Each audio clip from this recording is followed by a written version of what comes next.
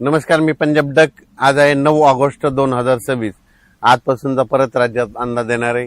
राज्यामध्ये 9 ऑगस्ट 10, 11, 12, 13च्या दरम्यान या 4 दिवसामध्ये काही काही भागामध्ये पाऊस पडणार आहे. तुरळक ठिकाणी पावसाचा अंदाज आहे, काही काही ठिकाणी जोरात पडणार आहे. म्हणून हा अंदाज सर्व शेतकऱ्यांसाठी सांगणार आहे. तर आज 9 ऑगस्टला तुम्हाला एक सांगू इच्छितो की एक भुवनेश्वर जवळ असलेला एक कमी दाबाचा पट्टा ते छत्तीसगडकडून मध्य प्रदेशकडून इकडे गुजरातकडे जात असल्यामुळं महाराष्ट्रामध्ये काय होणार आहे, नागपूर, भंडारा, गोंदिया, चंद्रपूर, वर्धा आणि त्याच्यानंतर अमरावती ह्या परिसरामध्ये काय होणार, ह्या 2-3 दिवस तिकडे पाऊस पडणार आहे.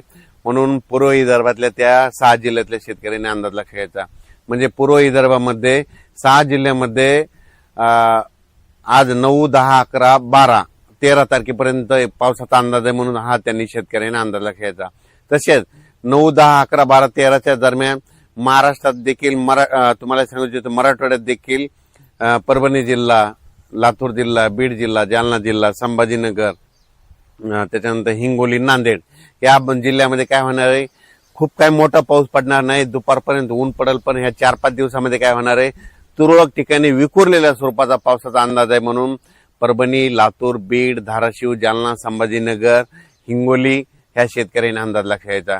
त्याच्यानंतर राज्यात आपण उत्तर कोकणपट्टीकडे वळू. तर कोकणपट्टीकडे मात्र आज 9 ऑगस्ट पासून ते 14-15 ऑगस्ट पर्यंत तिकडे मात्र पाऊस सरी थोडा चालूच राहील. म्हणून हा अंदाज सर्व शेतकऱ्यांना लक्षात घ्यायचा. नाशिककडे देखील पाऊस थोडाफार चालूच राहील, सरी चालू राहील. म्हणून नाशिक जिल्ह्यातील शेतकऱ्यांना अंदाज लक्षात घ्यायचा. नंदुरबार, धुळे आणि जळगाव जिल्ह्यातल्या शेतकऱ्यांना सांगू इच्छितो की 12, 13, 14च्या दरम्यान तुमच्याकडे देखील ते कमी दाबाचा पट्टा वरतून जात असल्यामुळे गुजरातकडे जात असल्यामुळं तुमच्याकडं 12, 13 आणि 14 ऑगस्टच्या दरम्यान तिकडे तुमच्या इकडे तुरळक ठिकाणी वेगवेगळ्या भागात जोराचा पाऊस पडेल. म्हणून हा अंदाज लक्षात घ्यायचा. विहिरीला पाणी येणारा असा पाऊस सध्या तरी महाराष्ट्रात नाही. म्हणून हा अंदाज सर्व शेतकऱ्यांनी लक्षात घ्यायचा. त्याच्यानंतर इकडं अहिल्यानगरकडे देखील, अहिल्यानगरच्या सर्व जिल्ह्यात सगळीकडे जोराचा पाऊस पडणार नाही, फक्त विखुरलेल्या स्वरूपाचाच पाऊस असणार आहे. म्हणून हा अहिल्यानगरच्या संपूर्ण जिल्ह्यातल्या, तालुक्यातल्या, शहरातल्या, गावातल्या लोकांनी हा अंदाज लक्षात घ्यायचा. त्याच्यानंतर पुणे, सातारा, सांगली, सोलापूर, कोल्हापूर त्या पश्चिम महाराष्ट्रात देखील काय होणार आहे, सरीत राहणार आहे. तुरळक ठिकाणी विखुरलेल्या स्वरूपात आणखीन 4 म्हणजे 9, 10, 11, 12, 13 ऑगस्ट पर्यंत पाऊस राहणार आहे. खूप काय मोठा नसणार आहे. दुपारनंतर ऊन पडणार आहे, पण काही भागात तुरळक ठिकाणी विखुरलेलाच पाऊस आहे, खूप काय मोठा नाही. म्हणून हा पश्चिम महाराष्ट्रातल्या शेतकऱ्यांनी अंदाज लक्षात घ्यायचा. कोल्हापूर, सातारा आणि इकडे कोकणपट्टी तिकडे मात्र सरी त्या चालूच राहतील. मात्र कर्नाटकला एवढा काही मोठा पाऊस पडणार नाही. म्हणून कर्नाटकच्या शेतकऱ्यांनी अंदाज लक्षात घ्यायचा. तुरळक ठिकाणीच पाऊस आहे. तेलंगणात देखील तुरळक ठिकाणीच पाऊस पडणार आहे. म्हणून अंदाज लक्षात घ्यायचा.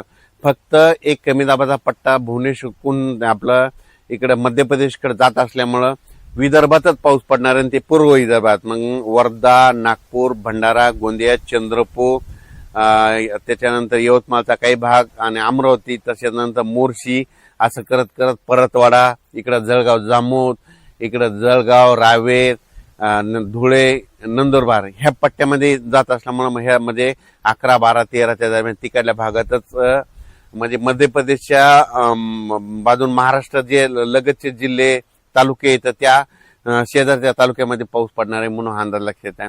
संपूर्ण महाराष्ट्रात काही सर्वदूर पाऊस पडणार नाही, विखुरलेल्या स्वरूपाचा पडणार आहे. दिवसा ऊन पडल, वारं सुटल. म्हणून हा अंदाज लक्षात यायचा. आणि शेतकऱ्याचे एक मेसेज आला की यावर्षी ह्या ऑगस्टमध्ये विहिरीला पाणी येईल, तसा पाऊस पडणार आहे का? तर तसा ह्या ऑगस्टमध्ये पाऊस पडणार नाही. पडणार आहे फक्त गोंदिया जिल्हा, गोंदिया, नागपूर, वर्धा, चंद्रपूर तिकडच्या परिसरातच म्हणजे पाणी येईल तसा पाऊस आहे.